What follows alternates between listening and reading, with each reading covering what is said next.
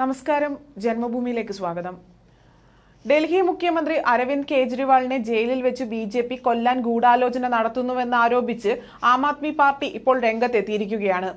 കേജ്രിവാളിന്റെ ശരീരഭാരം 8.5 kilogram കുറഞ്ഞതായും insulin എടുക്കാനോ ഡോക്ടർമാരുമായി സംസാരിക്കാനോ അദ്ദേഹത്തെ അനുവദിക്കുന്നില്ല എന്നും AAP നേതാവായ ഡൽഹി മുഖ്യമന്ത്രി കൂടിയായ അതിഷി ആരോപിച്ചു. കേജ്രിവാളിന് ജയിലിൽ കൃത്യമായ ചികിത്സകളെല്ലാം BJP ഇടപെട്ട് നിഷേധിക്കുകയാണ് എന്നാണ് ആരോപണം ഉന്നയിക്കുന്നത്.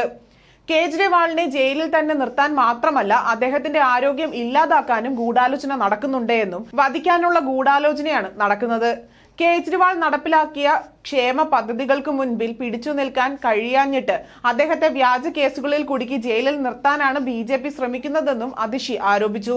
കേജ്രിവാളിന് പക്ഷാഘാതം ഉണ്ടാകുകയോ മസ്തിഷ്കത്തിന് എന്തെങ്കിലും സംഭവിക്കുകയോ ചെയ്താൽ അതിന് ഉത്തരവാദി BJP ആയിരിക്കുമെന്നും അതിഷി തുടർന്നു. അങ്ങനെ സംഭവിച്ചാൽ രാജ്യം മാത്രമല്ല ദൈവവും നിങ്ങളോട് പൊറുക്കില്ല എന്നും അവർ കൂട്ടിച്ചേർത്തു. കേജ്രിവാളിന്റെ ആരോഗ്യ വിഷയം ഉയർത്തി കോടതിയെ സമീപിക്കുന്ന കാര്യവും ആലോചിക്കുന്നുണ്ട് എന്നും അതിഷി അറിയിച്ചു.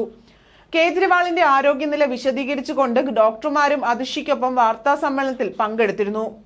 അതേസമയം മദ്യനയ അഴിമതി കേസിൽ ഡൽഹി മുഖ്യമന്ത്രി അരവിന്ദ് കെജ്രിവാളിന് ഇടക്കാല ജാമ്യം അനുവദിച്ചുകൊണ്ട് കഴിഞ്ഞ ദിവസം സുപ്രീം കോടതി ഉത്തരവ് പുറപ്പെടുവിച്ചിരുന്നു.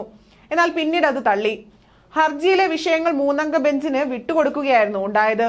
3-അംഗ ബെഞ്ചിന്റെ തീരുമാനം വരുന്നത് വരെയാണ് ജാമ്യം എന്നാണ് അറിയിച്ചിരുന്നത്. ജസ്റ്റിസ് സഞ്ജീവ് ഖന്ന അധ്യക്ഷനായ ബെഞ്ചാണ് ഹർജി പരിഗണിച്ചത്. മാർച്ച് 21-നായിരുന്നു ED കേജ്രിവാളിനെ അറസ്റ്റ് ചെയ്തത്. പിന്നീട് ജൂൺ 26-ന് CBIയും അറസ്റ്റ് രേഖപ്പെടുത്തിയിരുന്നു. നിലവിൽ കേജ്രിവാൾ തീഹാർ ജയിലിൽ ജുഡീഷ്യൽ കസ്റ്റഡിയിലാണ് ഇപ്പോഴുള്ളത്. അറസ്റ്റ് നിയമവിധേയമല്ല എന്ന് കാണിച്ചാണ് അരവിന്ദ് കെജ്രിവാൾ സുപ്രീം കോടതിയെ സമീപിച്ചിരുന്നത്.